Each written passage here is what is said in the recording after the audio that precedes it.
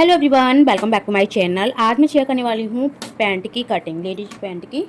अब देखिए मैंने स्केल लिए हुए हैं जो कि शेप देने के लिए है। ये आप हाथ से भी दे सकते हो वैसे। और ये बड़ा स्केल मैंने लिया है। और ये हमारा पैंट का कपड़ा, ये है अस्तर। तो हम अस्तर वाला पैंट बनाने वाले हैं, इसी की ही कटिंग बताएंगे। इसका भी सूट मैंने बनाया हुआ था, इसकी मैंने कटिंग और स्टिचिंग अपने इसी चैनल पर बताई हुई है। अगर आपने नहीं देखी हो तो जाके देख लीजिए। बहुत ही आसान से तरीके से मैंने ये अस्तर वाला सूट बनाया हुआ है। देखिए इसमें अस्तर मैंने लगाया हुआ है इतना। अब चलिए मेन टॉपिक पे हम आते हैं, जिसके लिए हमने ये वीडियो स्टार्ट की है। तो आप या तो अस्तर पे कटिंग कर सकते हो या फिर डायरेक्ट कपड़े पे कटिंग कर सकते हो। तो चलिए अस्तर पे हम कर लेते हैं। अस्तर पे आसानी से कटिंग हो जाएगी, क्योंकि ये वाला कपड़ा सॉफ्ट है तो इधर उधर ज़्यादा खिसकेगा, लेकिन अस्तर वाला कपड़ा ज़्यादा खिसकेगा नहीं। लेकिन आपको नाप का ध्यान रखना है। अगर आपको पैंट में पूरे में लगाना है तो पूरे लंबाई ज़्यादा बराबर ले सकते हो। अगर आपको पैंट में कम हिस्से में लगाना है तो लंबाई इसके अस्तर की छोटी ले सकते हो। आप इस अस्तर को कम पैंट में भी लगा सकते हो, मतलब थोड़ा छोटा भी लगा सकते हो और बड़ा भी लगा सकते हो। तो मैं पूरे पैंट में लगाने वाली हूँ इसको। और इसी में से ही मैंने कुर्ती में भी अस्तर लगाया हुआ है। ये ब्लाउज वाला अस्तर है, नॉर्मल जो आता है। तो हमें इसके लिए मेजरमेंट के लिए चाहिए हिप्स का नाप और लंबाई का नाप और कमर का नाप। तो कमर का नाप तो हम हिप्स को ले लेते हैं तो उसी में से ही निकल आता है। अब जो इसकी हिप्स है वो है 39 इंच की। तो 39 का हम चौथा हिस्सा कर लेंगे सबसे पहले। तो 39 का चौथा हिस्सा हो जाएगा 9.25 इंच। ठीक है।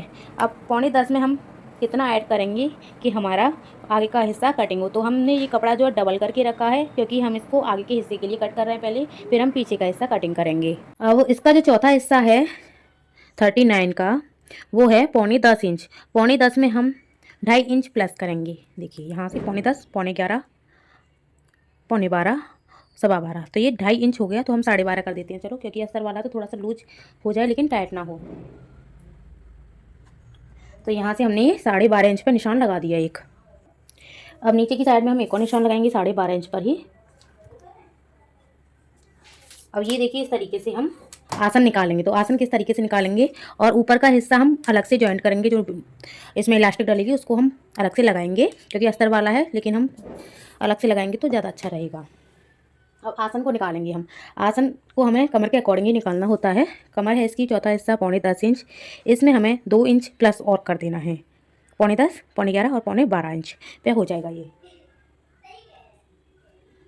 तो ये हमने 12.5 इंच पे आसन का निशान लगा दिया।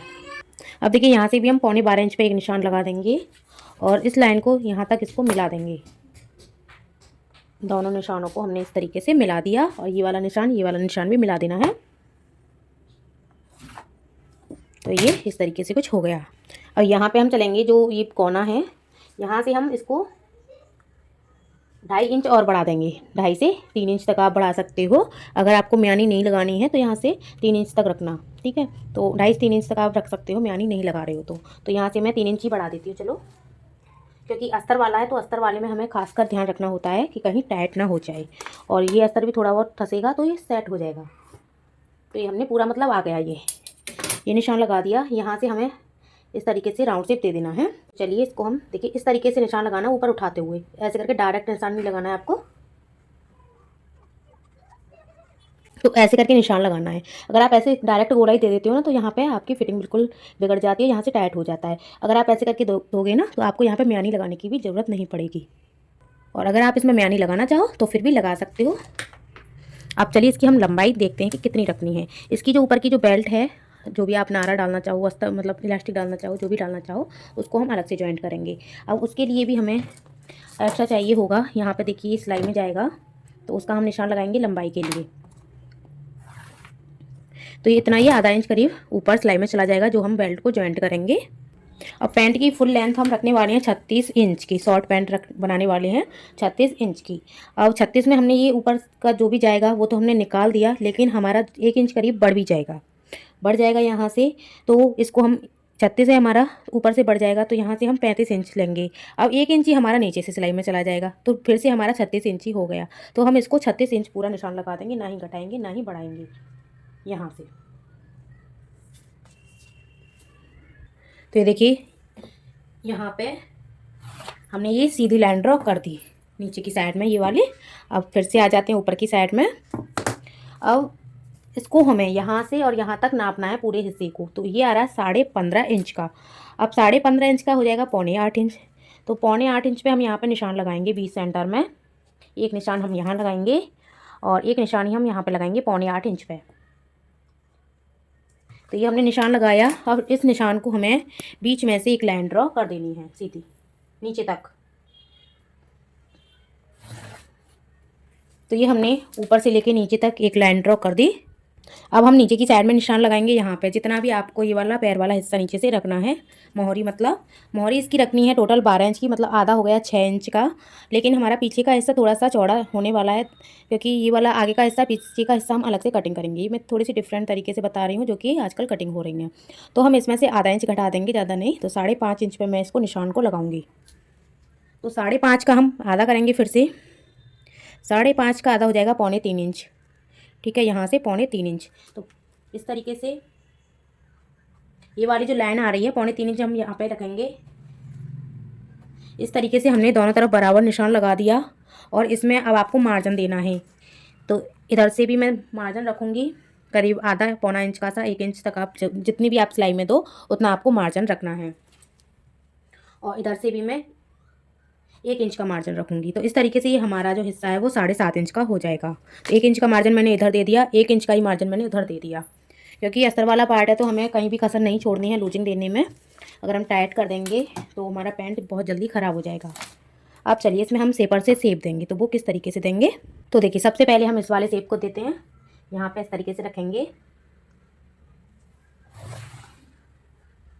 तो ये हमारा सेप हो गया ऐसे करके।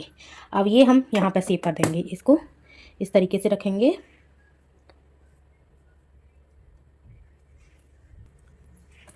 इधर वाले सेप से हम इधर वाले सेप को मिलाएंगे। लेकिन ये वाला सेप जो है थोड़ा सा ज़्यादा डाउन होता है, तो अगर आप इसी से सेप देना चाहो तो इससे दे सकते हो। लेकिन ये वाला जो सेपर होता है ना वो थोड़ा कम होता है, तो इससे दोगे तो ज़्यादा बेटर रहेगा। क्योंकि घोंटू पे अगर कम हो जाएगा कपड़ा तो फिर छोटा पड़ जाएगा। तो इसीलिए मैं छोटे वाले सेपर से दे रही हूँ, मतलब इसमें कम सेप है इसीलिए। तो देखिए इसमें कम गहराई है ये वाली और इसमें ज़्यादा गहराई है, तो आपको गहराई का ध्यान रखना है। अगर देखिए आप इससे लगा रहे हो ना तो थोड़ा सा गहराई को आपको कम कर देना है यहाँ से, बस आपको इतना ध्यान रखना है। तो देखिए इतनी कम हो गई ऑटोमेटिक, आधा इंच की सी यहाँ से गहराई, लेकिन ऊपर नीचे से बराबर आ रहा है। तो इसकी गहराई ये वाला डिफरेंट हो जाता है इससे। अब चलिए यहाँ पर आ जाते हैं। अब ये वाला जो हिस्सा है ना इस तरीके से आपको डायरेक्ट गोलाई देते हुए कट नहीं करना है, इस तरीके से, मतलब डायरेक्ट ऐसे नोक वाला कट नहीं करना है, ऐसे करके हल्की सी गोलाई देते हुए कट करना है। तो आपको ये शेप मतलब समझ में आ गई होगी पैंट की कटिंग। अब इसका हम दूसरा वाला पैर कटिंग करेंगे, लेकिन पहले हम यहाँ से इसको कटिंग कर लेते हैं। तो ये देखिए हमारा पैंट एक साइड का कटिंग हो चुका है। तो ये दोनों पैरों का एक एक हिस्सा है आगे वाला, तो ये फ्रंट वाला हिस्सा है। ठीक है, अब हम बैक पार्ट कटिंग करेंगे। अब बैक पार्ट के लिए मैंने एक और कपड़ा बिछा लिया है। अब इसको हम इसी के ऊपर सेट करेंगे। तो देखिए मैंने इसको ऊपर वाले हिस्से को बिछा लिया है कपड़े पर। अब यहाँ से हमारा ये पार्ट छोटा पड़ेगा, क्योंकि पीछे का पार्ट हम हमेशा बड़ा कटिंग करते हैं। तो देखिए इसकी जो किनारी है उसको हम थोड़ा सा यहाँ से यहाँ तक कटिंग कर देंगे पहले, क्योंकि किनारी आएगी फिर। तो यहाँ से पहले मैं इसको सेट कर देती हूँ, क्योंकि हमें यहाँ पर जॉइंट लगाना पड़ेगा थोड़ा सा कपड़े का। तो ये मैंने कुछ इस तरीके से सेट कर दिया। आधा आधा इंच का सा यहाँ पर सिलाई में चला जाएगा, तो उसको चढ़ाते हुए थोड़ा सा। अब चलिए हम निशान लगाते हैं। और ऊपर से ये वाला कपड़ा थोड़ा सा आपका बड़ा रहना चाहिए, साइडों से बड़ा होना चाहिए।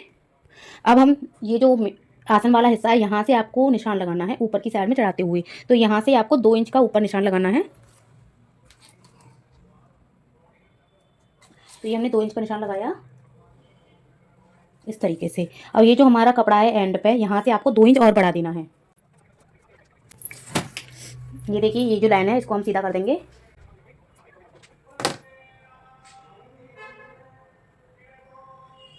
तो ये हमने इस तरीके से शेप दे दिया। अब ये वाला जो हमने निशान लगाया है यहाँ पर, और ये वाला इस लाइन से हमें, पीछे वाली लाइन से हमें यहाँ तक इसको मिला देना है तिरछा, क्योंकि ये वाला हिस्सा हमें बिल्कुल बराबर रखना है और ये वाला हिस्सा हमारा बड़ा हो जाएगा पीछे की साइड से। तो जो पीछे का पैंट हमारा नीचे की साइड में खिसकता है ना, वो नहीं खिसकेगा अगर आप पीछे वाले हिस्से को बड़ा ले लोगे तो। अब यहाँ से हम इसकी इस तरीके से कटिंग करेंगे और यहाँ से इसकी इस तरीके से कटिंग करेंगे और इसको बिल्कुल शेप में दे देंगे। और यहाँ पे भी हमें देखिए मैंने दूसरा कपड़ा लगा लिया क्योंकि छोटा था वो। और यहाँ पे भी हमें नीचे की साइड में भी 2 इंच का बढ़ा देना है इसको, इस तरीके से 2 इंच का यहाँ से भी बढ़ाना है और 2 इंच का यहाँ से। ये यहाँ से बढ़ाने के बाद में आपको अपना शेपर लेना है और इस निशान को उस निशान से मिला देना है। तो ये देखिए इस तरीके से यहाँ पे सिलाई कटिंग हो जाएगी। और ये मैंने दूसरा इसीलिए कपड़ा लगाया क्योंकि वो छोटा पड़ रहा था, यहाँ से फिर आ नहीं रहा था जब मैंने ध्यान नहीं दिया था। अब चलिए इसकी हम कटिंग करते हैं। अब देखिए कटिंग यहाँ से करेंगे ऐसे करके, फिर ऐसे करके और फिर ऐसे करके सीधी, और फिर यहाँ से भी कटिंग कर देते हैं। तो ये देखिए इस तरीके से कटिंग हो गई है। अब ये वाला जो पार्ट है ना वो यहीं पे हम सिल देंगे।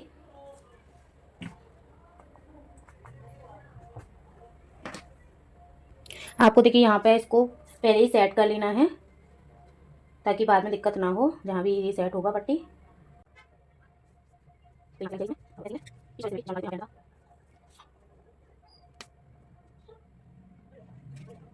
हमने इस तरीके से लगा दिया आर्पिन। यहाँ पे हमें सिलाई लगा के इसको जॉइंट करके और इस तरीके से पलट देना है। तो अब देखिए हमारा ये जो मेन कपड़ा है इसके ऊपर हमें, जैसे हम ब्लाउज वगैरह कच्चा करते हैं उस हिसाब से हमें इसके ऊपर इसको कच्चा कर लेना है अपने चारों पीसों को। और आपको देख के करना है कि किधर साइड में कौन सा हिस्सा आएगा अच्छे से। और इसकी हम स्टिचिंग की वीडियो अगली डालेंगे। और ये वाली वीडियो आप लोगों को कैसी लगी कटिंग की, समझ में आया कि नहीं आया, कमेंट करके जरूर बताना। वीडियो अच्छी लगी तो लाइक शेयर सब्सक्राइब जरूर करना। और इसमें मैं पॉकेट भी लगाने वाली हूँ साइड में, तो पॉकेट भी लगाना आप लोग को ईजिली तरीके से बताऊँ। तो चलिए आपको फाइनल लुक दिखाते हैं पैंट का। अभी इसकी सिलाई की वीडियो भी आने वाली है, बटन का वीडियो भी मैंने अलग से बनाया है और पॉकेट लगाने का वीडियो भी अलग से बनाया है, ताकि जो वीडियो हमारी ज़्यादा लंबी लंबी ना हो। तो इसमें हमने केवल आपको कटिंग बताई है पैंट की, और बिल्कुल परफेक्ट साइज़ की हमारी कटिंग हुई है। और प्लाजो भी हमारी देखिए बिल्कुल परफेक्ट साइज़ की बनी है, जिस साइज़ की हमें चाहिए थी। तो आप किसी भी साइज़ की इस तरीके से प्लाजो पैंट की कटिंग कर सकते हो।